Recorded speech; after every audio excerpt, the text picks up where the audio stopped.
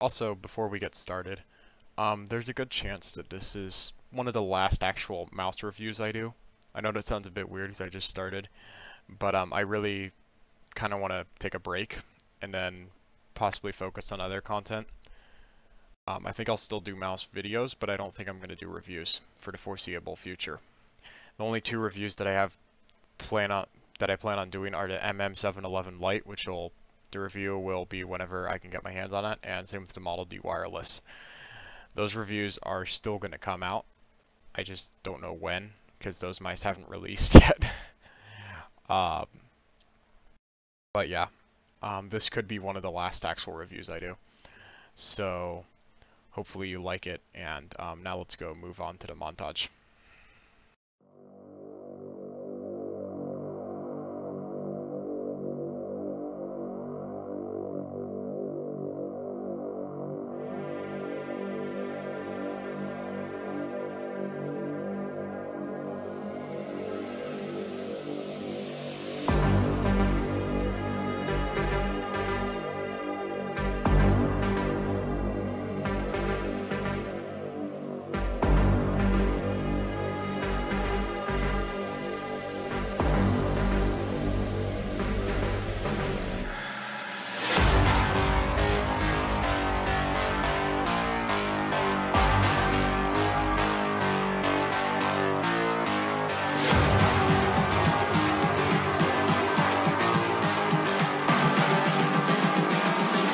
Calling to say I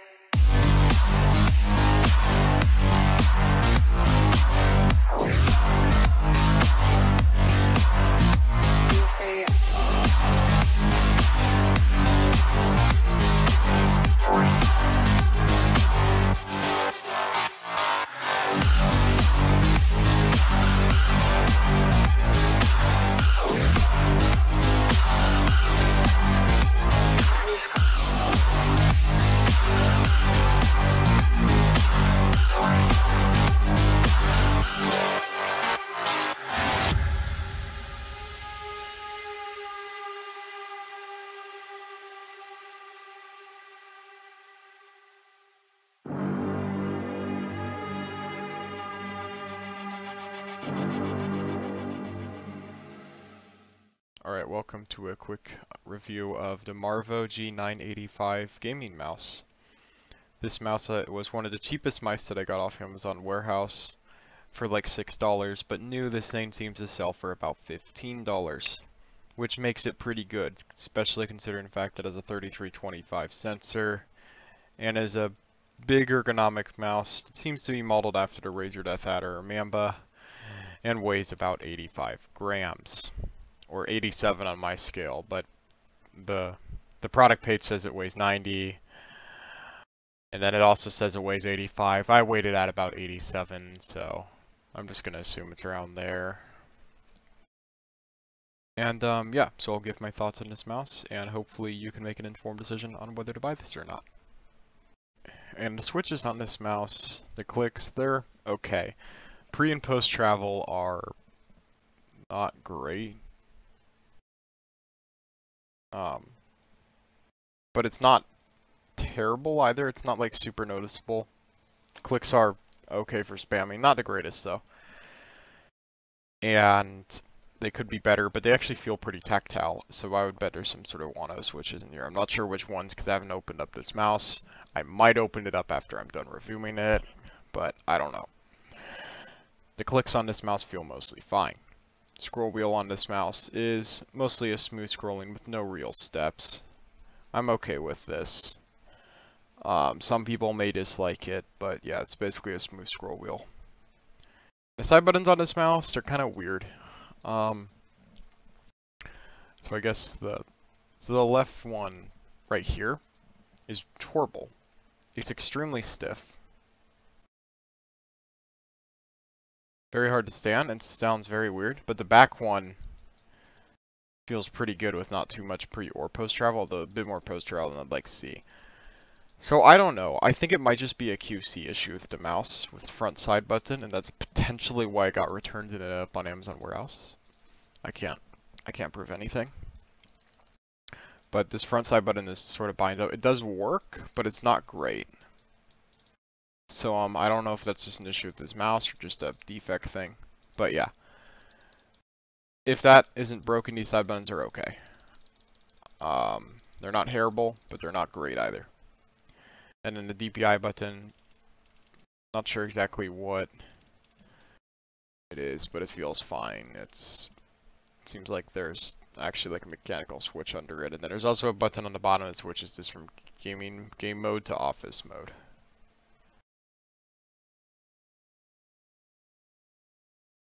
Not exactly sure what the point of that is, but that is something that exists on the mouse, in case you were wondering. So, yeah. Anyway, thoughts on the shape. I'm not sure what shape it's modeled after. It seems like it's kind of supposed to be like a Razer Mamba and Death Adder clone. So it's sort of unique because of that. It definitely is obviously going for the Death Adder. I can tell that by the way it flares out in the front. But towards the back, it kind of fills out your palm in a way the Death Adder doesn't. So I think it's closer to the Razer Mamba, maybe. I don't know. I haven't really used the Mamba. But it seems like it's kind of a fusion of those two mice. It's actually not a bad shape. So for palm grip, which I think sort of what this is designed for, it's gonna be okay. If you have your hand in palm grip. For a claw grip, it's gonna be pretty good. And for fingertip grip, it's probably not one I'd really suggest. You kind of have to put your hand at a weird angle. But hey, you do you. And I think this shape is pretty good. I don't know if everyone will like it, but there's no like real complaints about the shape here. So, yeah. Just a personal preference thing. I would say general build quality on the mouse is very good. You can press in the side buttons, but at that point you're putting in a lot of pressure, and I don't really think that's realistic. And this mouse barely flexes, regardless of where you press it, unless you press it from the top, where it then does flex a bit, but most mice do that. This mouse is very well built for a budget mouse. I'm going to discuss the mouse weight. Now the weight of the mouse is quoted at 85 grams once on a product page, and then 90 another time, which is pretty dumb. So that's two different weights it gives on a product page. I weighted in about 87, which feels about right. It doesn't feel heavy, but it's not light either. And what annoys me is that the way the mouse is built, they could have gone way lighter. I mean, you don't feel these holes in the back, and it is a big mouse, but you see they have this RGB thing on the bottom. I don't know how much weight this is causing. In fact, there's a chance I might actually just remove it, if possible, and see how much weight you can save. But I just wish they just had this mouse and they just removed this. Then you'd have like a 70 gram ultralight, and that could actually be pretty interesting. Kind of like what Pulsar did. It's not like it would give up build quality either. I still think the mouse would be very solid without it. But the weight itself is actually good. It's just that I feel like it could have been a lot better, given the way the mouse is designed. But I don't think many people are going to have problems with the weight on this mouse. But if you are used to using super light mice like the Model D, or really anything lighter than that, then adjusting to this is going to be a bit of a chore, considering it's quite a bit heavier. And the sensor on this mouse is a PMW, or a PAW3325, which is a sensor that is, you know, again, really budget sensor, but it actually is pretty decent. It's actually like, if you wanted to do like CSGO on this mouse shouldn't spin out very easily, and most people have no problems with it. There is one thing to keep in mind though, the sensor position, as you can tell, is really forward. This is not super typical on mice. We just grabbed this random PicTech mice, so this one's actually also forward. But generally the sensor position is pretty central, like on the Model D. That does mean that if you do go, if you are like adjusting from a different mouse, chances are that it'll take a bit to adjust, because sensor positioning can be important for aiming. Now, I'm not going to debate which sensor position is best or if it's better, but it is something to keep in mind. So you're gonna have to aim a bit differently with this mouse than you would on just a normal mouse. Generally, I think the upper sensor positions means that like flicking sideways is a bit quicker. Um, but then like it's just different. So keep that in mind. The sensor itself though, it's 3325. It's okay at tracking. LOD is a bit high. So that means if you like pick up the mouse, like right now it's still tracking it, I have it like off my mouse pad. But it's a solid enough sensor. I don't think many people are gonna have issues with it. Feed and cable on this mouse are what I can only describe as fairly mediocre. The feet on this mouse were extremely scratchy when I first got it, but then they broke in a bit. So now they're not.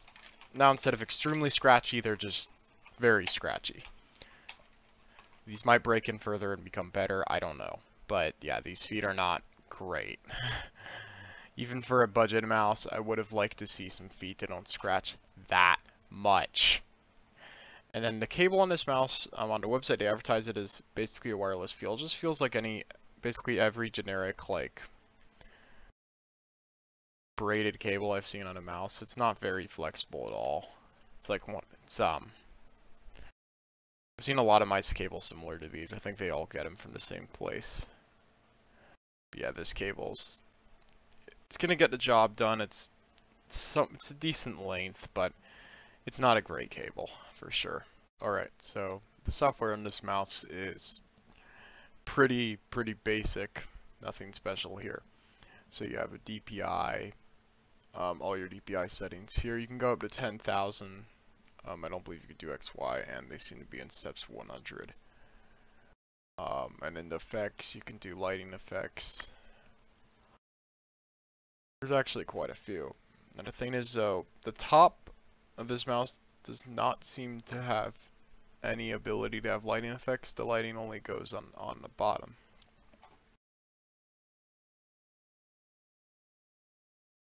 Which is kind of dumb if you ask me. So the top has no RGB control as far as I can tell. But the bottom does, and the mouse sensitivity, pointer precision, that somehow turned itself on. I need to turn that off. I just screwed up my aim again, and then you have double click speed, you have all this stuff. Definitely some options on this mouse that I think you should try out. And then there's also office mode or game mode. And there's just quite a bit of stuff here. You can edit all the buttons. Do be warned, the forward and back buttons are not not assigned to that out of the box. I forgot what they were assigned to. I think they were supposed to be like macros or something. Because when I'd press this, it would just make my left click. I think it was like a double click button, but yeah. So do keep that in mind if you buy this.